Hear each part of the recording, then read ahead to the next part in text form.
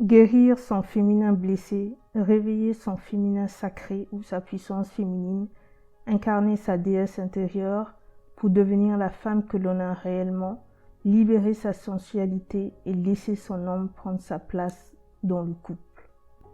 Dans cet épisode, inspiré par une auditrice, vous allez découvrir quelques secrets de la transformation de soi au féminin et de la romance sacrée, ce que sont les pollutions énergétiques et leur lien avec la transformation, 3 étapes pour réveiller votre puissance féminine, ce qu'est une Moon Mother ou une mère lunaire, les outils énergétiques de la Moon Mother pour guérir votre féminin blessé, réveiller votre sensualité et votre puissance féminine, incarner celle que vous êtes réellement, vous inspirer à laisser votre homme prendre sa place dans le couple sans souffrir, et un programme en ligne pour renouer avec votre puissance féminine authentique et vivre des relations intimes harmonieuses et agréables. Hello ladies, je sais cela fait longtemps. Actuellement, je suis un cycle spirituel de purification, de guérison et de transformation que j'ai établi pour moi, afin de devenir la femme que je suis réellement et créer ma vie de déesse. Je vous en dirai plus le moment venu. N'hésitez pas à visiter le site www.magiqueetsensuelle.fr. J'ai reçu un commentaire inspirant d'une jeune femme surnommée Rokia. C'est ce commentaire qui a donné lieu à cet épisode. Cette jeune femme travaille sur son féminin sacré. Elle veut guérir ses blessures. Elle veut aussi un programme pour incarner sa déesse intérieure, être plus sensuelle et surtout être féminine dans son couple pour que son conjoint puisse prendre sa place. Pour l'instant, je ne propose pas de livre ou de programme, vu que je suis dans mon cycle de transformation. Je me contente de partager mes connaissances et mon expérience. Je peux aussi proposer des programmes, des idées, des outils ou des ressources pour guérir votre féminin blessé et devenir la déesse qui dort en vous, car tout dort en vous. Vous avez décidé d'entreprendre une aventure spirituelle pour retrouver votre essence féminine et vous épanouir. Avant de présenter les 3 étapes, je veux souligner des points importants. Pour guérir vos blessures, pour vous reconnecter à votre puissance féminine, pour devenir la femme que vous êtes réellement, il va falloir prendre en compte certaines qualités. J'appelle ça les qualités de l'aventure spirituelle. Être patiente, déterminée, être douce et bienveillante envers soi-même, car l'aventure spirituelle n'est pas que amour et lumière. Être persévérante malgré les moments de peur, de doute, de découragement et d'inconfort. Être ouverte à l'inconnu, au mystère, au changement et aux nouvelles choses. Avoir la volonté d'abandonner certaines de ses attitudes, de ses convictions, de ses pensées, qui limitent et freinent l'épanouissement et la réalisation de soi. Être sensible à l'idée de guérir ses blessures profondes, de grandir, de se transformer et de sortir de sa zone de confort. Car sans la guérison, vous ne serez pas profondément heureuse.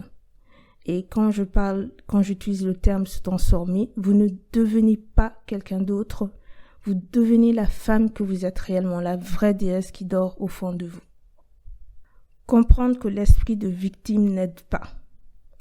C'est la responsabilité de tout un chacun de se transformer pour s'épanouir et créer la vie de ses rêves. Ce n'est pas la responsabilité des autres. Comprendre que l'aventure spirituelle n'est pas une course à la perfection. Il s'agit de devenir la femme que l'on a vraiment. Être sensible à l'idée de travailler avec les énergies, autrement dit les soins énergétiques. Avoir la sagesse de mettre en pratique ce que l'on apprend, parce que le savoir ou l'accumulation d'informations ne change pas la vie, il n'équivaut pas à l'expérience.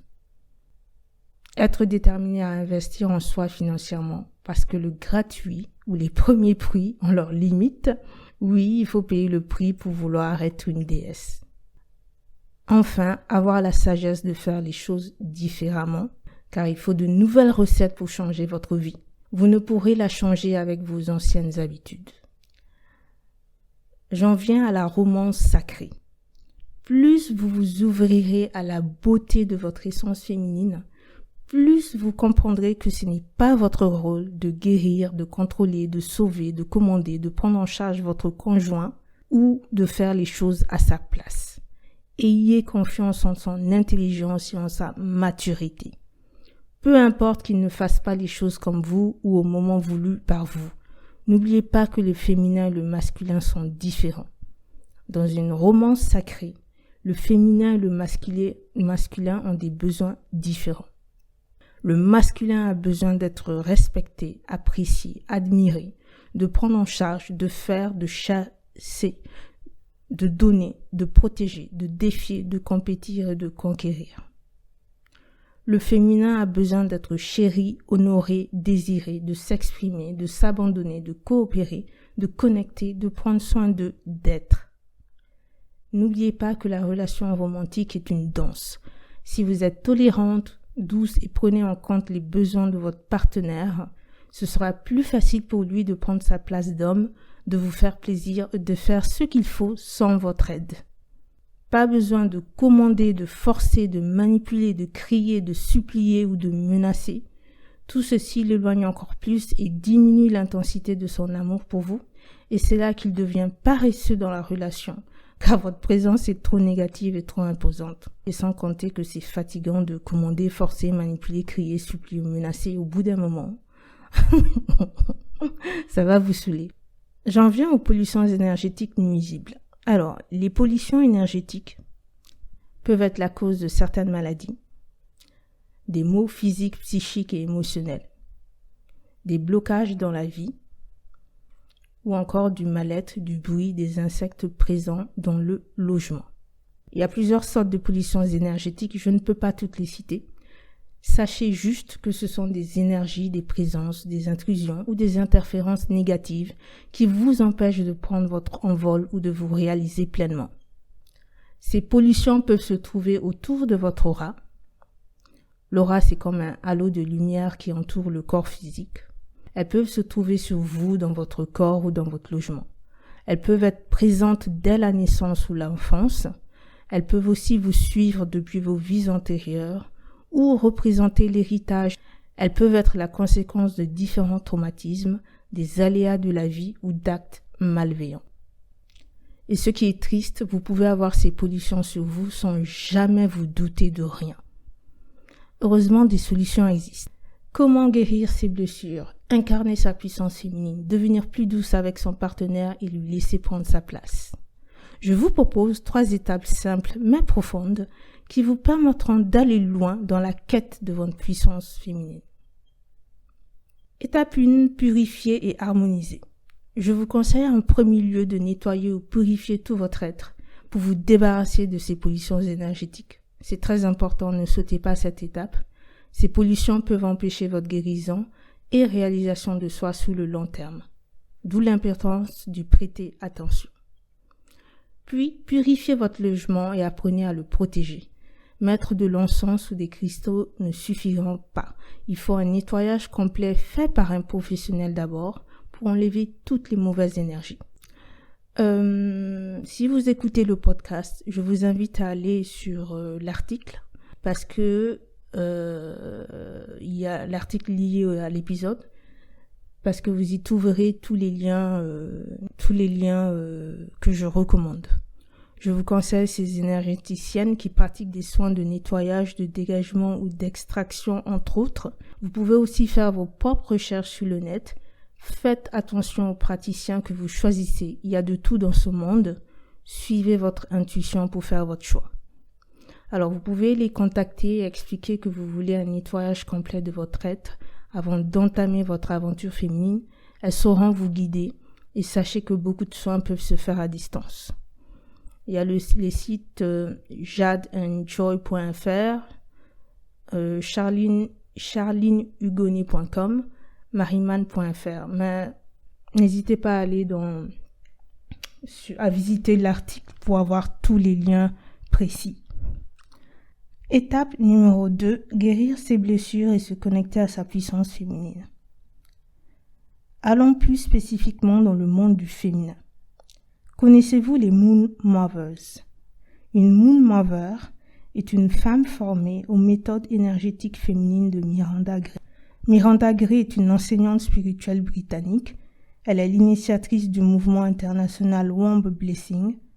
Elle est reconnue pour son approche du cycle féminin comme outil d'épanouissement. Elle est l'auteure des livres à succès La femme optimale, l'éveil de l'énergie féminine et Lune rouge. Peut-être que vous connaissez déjà ces livres. Les Moon Mothers œuvrent pour que les femmes fassent surgir du fond d'elles-mêmes l'être puissant, sensuel, sexuel, créatif et spirituel qu'elles sont réellement. 3 soins féminins sont proposés en général par les Moon Mothers. Le Womb Blessing ou la bénédiction de l'utérus, le Womb Healing ou le soin de l'utérus, le Soul Feminine Healing ou le soin de l'âme féminine. Ces soins sont des outils énergétiques qui permettent à la femme de guérir ses blessures ou ses blocages propres ou hérités de sa lignée familiale, de réveiller tous les aspects, les archétypes, les qualités de sa féminité divine et d'exprimer la vraie déesse qu'elle est réellement.